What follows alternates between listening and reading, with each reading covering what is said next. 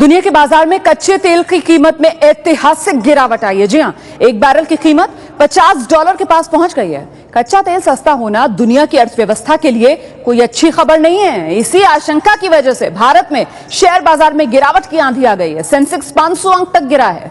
हालांकि कच्चा तेल सस्ता होने का फायदा आपको शायद ही मिले, क्योंकि लगातार कच्चे तेल के दाम गिरे हैं, पर सरकार ने आपको फायदा देने की बजाय अपनी जेब भरने का फैसला किया है। हम सीधे रुख करेंगे, मेरे साथ वरिष्ठ पत्रकार शंकर अय्यर इस वक्त मौजूद हैं। शंकर, कच्चे तेल की कीमत में गिरावट अंतर्राष्ट्रीय स्तर पर, इसका असर सीधे आज शेयर बाजार पर हम देख रहे हैं। 500 अंक नीचे लुढ़क गया है। आने वाले वक्त में भारतीय अर्थव्यवस्था के लिए क्या संकेत?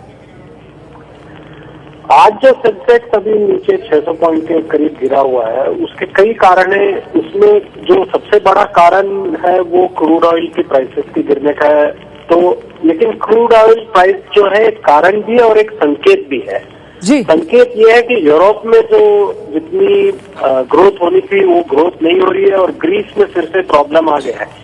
तो एक आप देखें तो 2015 के साल की शुरुआत में कई लोगों को ये एहसास हो रहा है कि जितना उम्मीद वो 2014 के आखिर में लगाए थे कि जागतिक ग्रोथ होगी, जो ग्लोबल ग्रोथ जीडीपी ग्रोथ बढ़ेगी, उस तरह से बढ़ नहीं रही है। केवल यूएस में जो ग्रोथ हुआ है उसको लेकर बहुत सारा उम्मीद जताया गया, लेकिन यूरोप में फिर से प्रॉब्लम शुरू हो गई। इसके कारण कई सारे करेंसीज आप देखो तो यूएस डॉलर सबसे ज्यादा स्ट्रांग हो गया। आज रुपये यूएस डॉलर के मुकाबले 63 रुपए 40 पैसे हो गया है और ये आगे बढ़कर और भी गिर सकता है, क्योंकि जो अनसर्टेनिटी, जो अनिश्चितता है ग्लोबल इकोनॉमी में, वो बनी हुई है।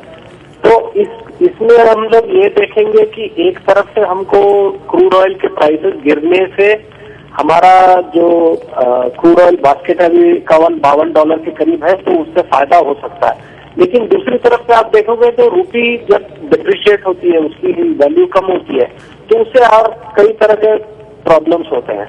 तो आगे चल के ये जो अनिश्चितता है वो बनी रहेगी अगले 2-3 महीने तक कम से कम। बहुत बहुत शुक्रिया हमसे बात करने के लिए। तो ये अनिश्चितता आने वाले वक्त में बनी रह सकती है, फिलहाल 2-3 महीने तक। और दुनिया ने जिस तरीके से अर्थव्यवस्था में बढ़ोतरी की उम्मीद की थी 2015 में, वैसी उम्मीद फिलहाल होती हुई नजर नहीं आ रही है। भारतीय बाजार में ही आज असर देखने के लिए मिला है। 600 के करीब पॉइंट्स की गिरावट बाजार में देखने के लिए मिली।